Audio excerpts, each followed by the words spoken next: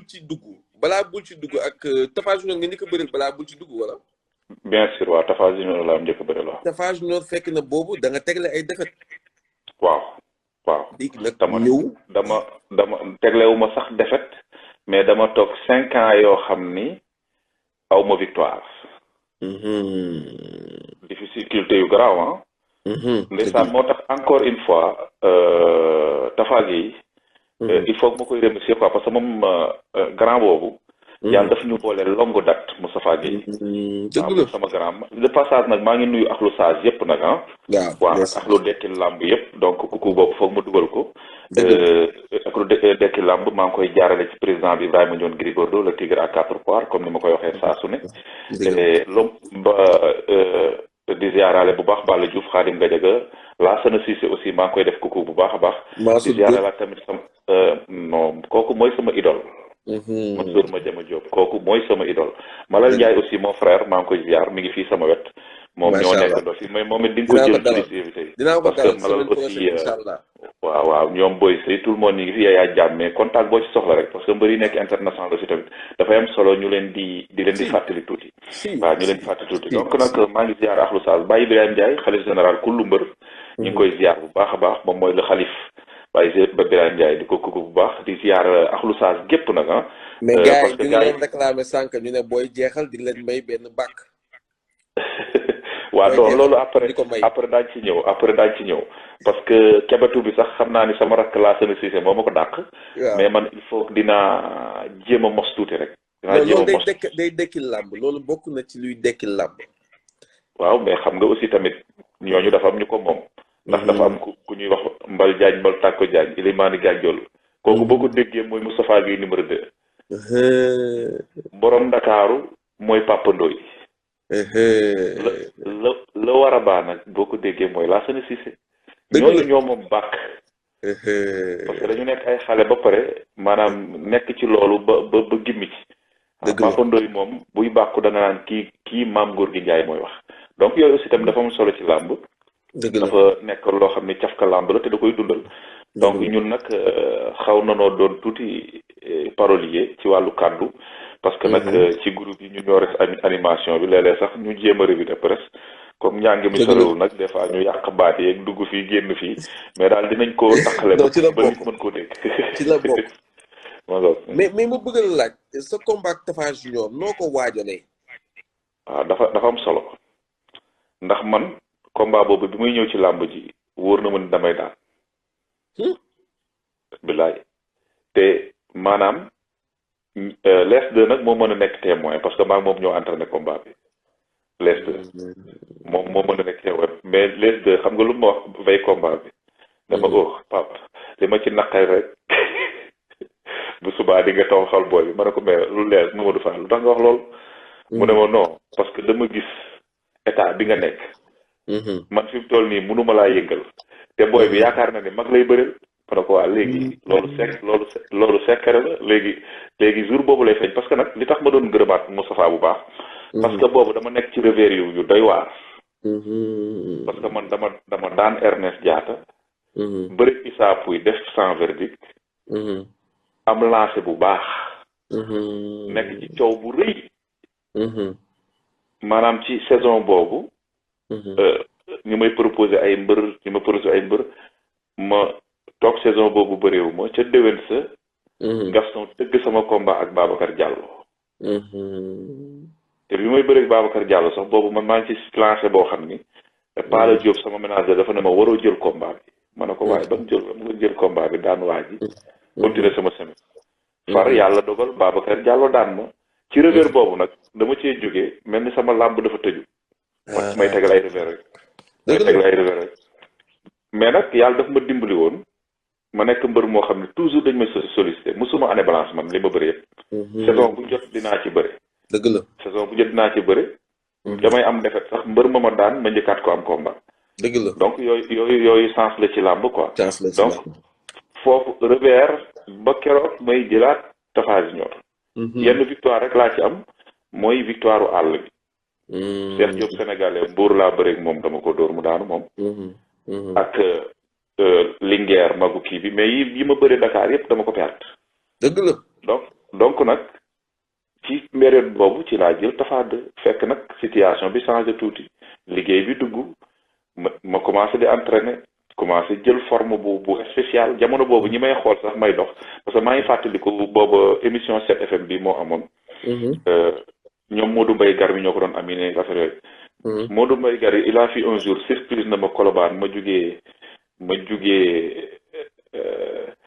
Café Dorom di dox pour dem mairie port dama kii Petersen parce que damay dox noonu dagg Sandaga bi. wékkoo saak sol blouson bu ma wàccee pour dem entraînement. damay toog di déglu émission bi Modou Mbaye ne wallaay Papa Konaté seen naa ko Sandaga muy dox waaye Papa Konaté mi ma seen noonu mi ngi ceetaa de mbay xam nga ni muy waxee noonu donc ci période boobu fekk na maa ngi ci notion entraînement bu garaaw doog a ñëw école de Balla Gaye di jaxasoog booy yi nekk ay xale ma jël ci nag forme bu extraordinaire. mais ci signature contrat bi sax dafa feeñoon ni que yow yaa da nga téye victoire bi sa loxo. maa ngi fàttaliku signature contrat bi. parce que assurance laa doon waxee parce que Moustapha combat bi nag daf ci am anecdote boo xam ne bi ko Moustapha di taxawal ndax comme sama gaañal la grand Moustapha moom sama gaañal la Jamil. daf ma woo ne ma Diaz mu ne ma Pape damay jubilé de te jubilé dama bëgg samay xarit bëri ci te yow da ngaa bokk ci samay xarit. ma ne ko yow de sa jubilé dinaa sawar bëri ci. mu ne ma léegi dama bëgg nga xool ci booy faas yi ku ma lay jox. booba jamono Raglos moo ci génn grand combat ma ne ko comme booy nga may jox ma Raglos. booba Raglos am na combat bu mu bëree doog a bëri grand combat je ne sais pas kan la. dëgg la. mu ne ma Lagros waaw baax na. mu toog tuuti woowaat ma ne ma non Tapha Junior laa lay jox. déglul de ci waxtaan ci téléphone ma ne ko mais grand yow pourquoi Tapha Junior. Lagros Tapha Junior génnagul grand combat Lagros génn ba ma ko jox. mu ne ma non Tapha Junior laa lay jox ma ne ko waaw baax na damay këpp yalwaanam rek de. mu ne ma waa non mais boobu laa lay jox ñu waxtaan juboo ci prix. ma yónnee ko Paala mu jël avance bi combat bi taxaw non safurla kii baabu moom yor parce que école bi Balla Gaye laa nekk quoi donc léegi combat bi mu taxawee nag fekk na booba man maa ngi ci série entraînement bu doy waar yor fomm bi ñu toogee ci signature contrat bi te jamono boobu tamit ci laay dooga ndeysaan au passage maa ngi remercier Gilles Ba Diallo foofu nag la capitaine PK juddoo voilà ci foofu mooy anecdote capitaine PK parce que ba foofu Pape Konaté laa doon bëri. waaw. donc nag ma dajeeg benn waay. muy actuellement il est le am na poste bu mu yor ci association de karaté du Sénégal. Souleymane Ba Diallo ñi ko xam bari na. su ma ko waxee CNC yaat na loo dina ko xam Souleymane Ba Diallo laa dajeel. par anecdote ma doon bëree Mbuur Ndar ak Youssou Ndour muy combat bu mag boo xam ni Luc Nicolaï moo ko tëggoon mu nekk en direct te Tigo mooy jamono bi Tigo di sponsorisé Tigo sponsorisé làmb jë moom mu nekkoon agent commercial Tigo ma yoroon forme bu doy waar nag ci combat boobu sama combat bi Youssou Ndour boobu parce que école li bàyyi la combat yor forme bu doy waar Ndar lañ ko bëree dëgg la donc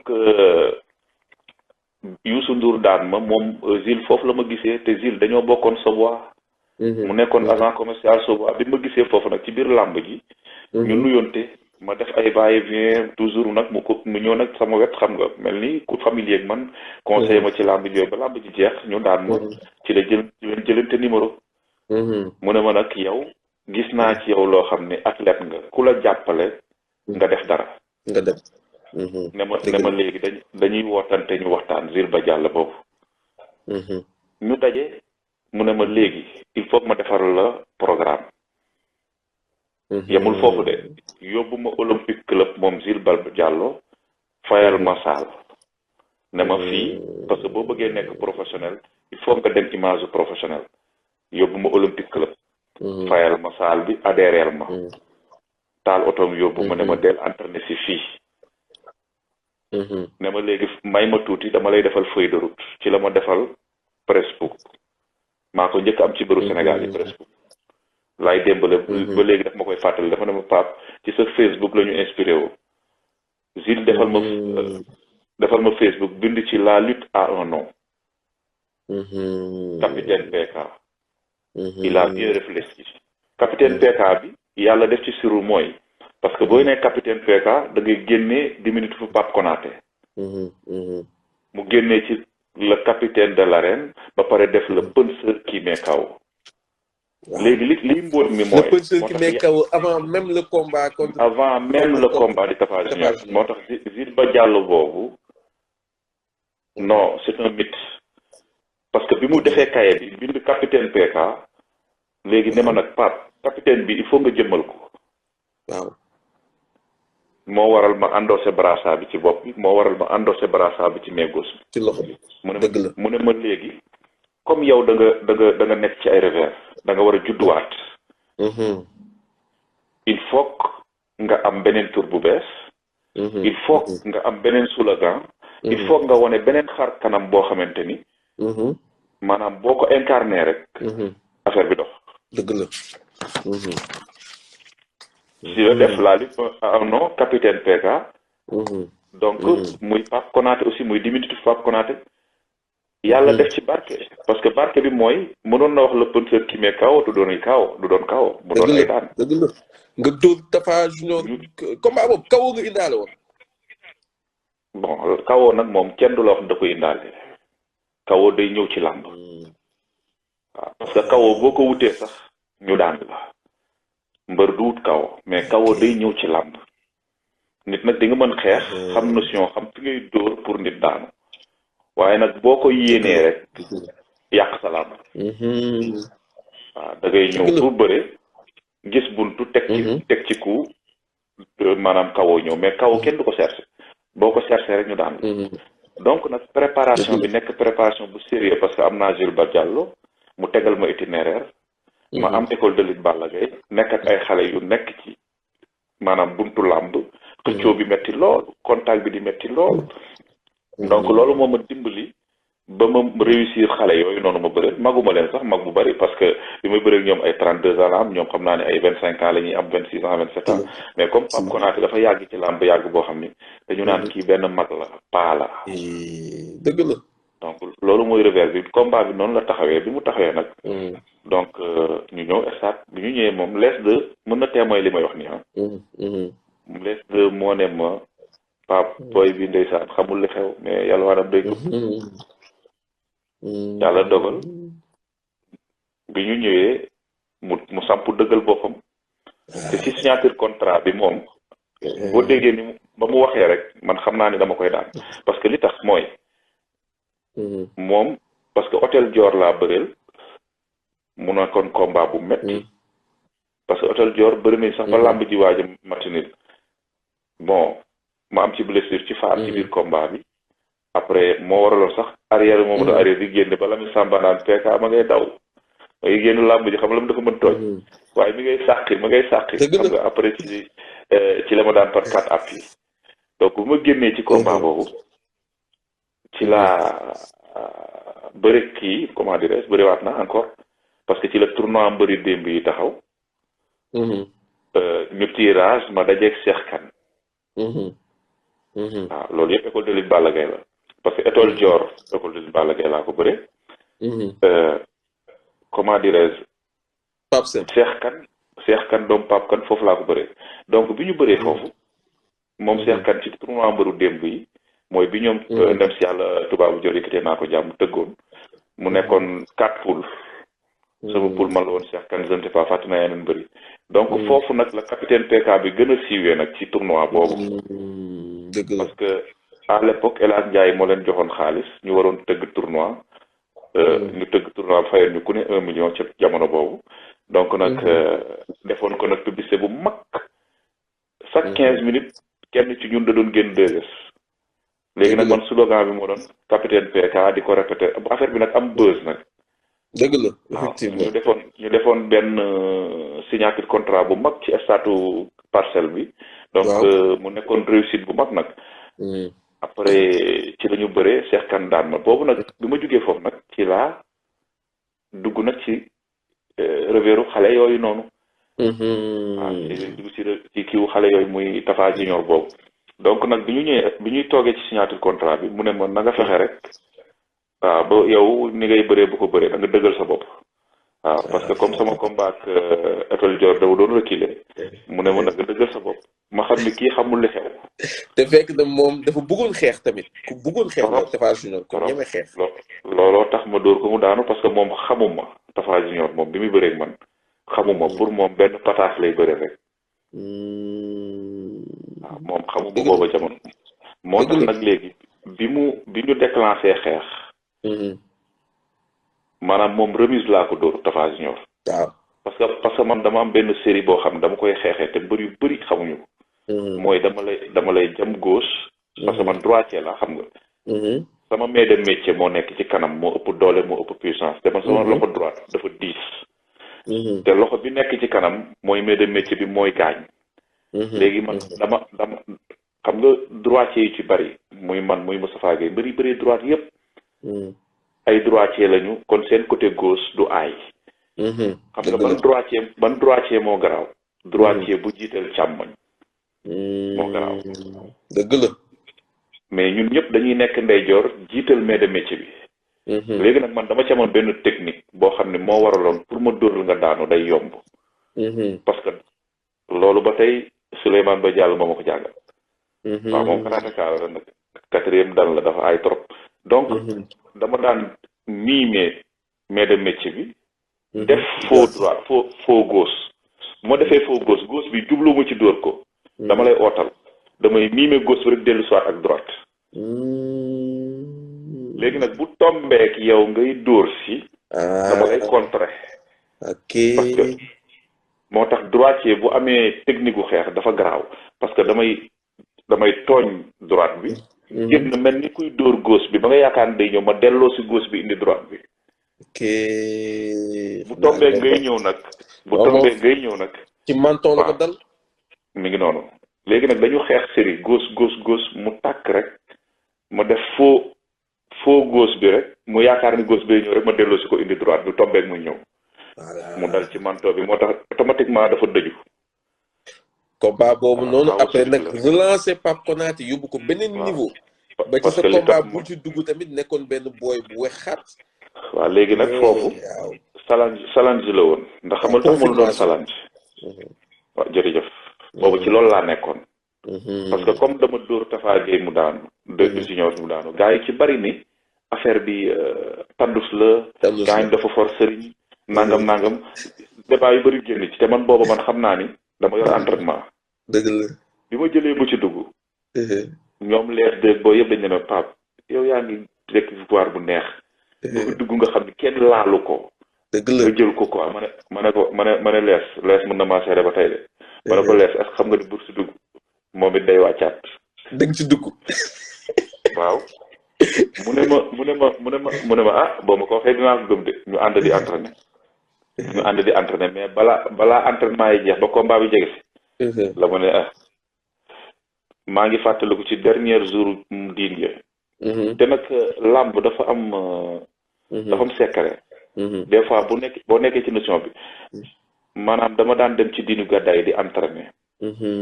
ma lees di yéeg mais booyu mbëri yi fa daan entraîner sax dañu dem ba dañ ma yéene victoire. parce que dama daan jugee géejawaay marché Sam. kër lees de ñu daw ba gàddaay ci diin ya. ba pare yàlla daf ma joxoon xolu sport nag ma ñemewoon sport lool. donc ma nekk ci façon entraînement yoo xam ne booy xam dafa ne ma mais PK yàlla na yàlla may ndam waaye ka feeñoon na ci forme bi sax. voilà. donc entraînement boobu ma nekkee woon. dernier jour bi ñuy entraîné dernier jour maa lees dama ne ko lees. est-ce que xam nga ni bu ci dugg du ma bëreeg moom 2 minutes. du ma bëreeg moom 5 minutes. ñaari round laay bëreeg moom. mu ne ma lu tax nga wax Pape nga wax loolu ma ne ko xam nga lu tax may bëreeg moom ñaari round. mu ne ma ne ko mbëru simple la.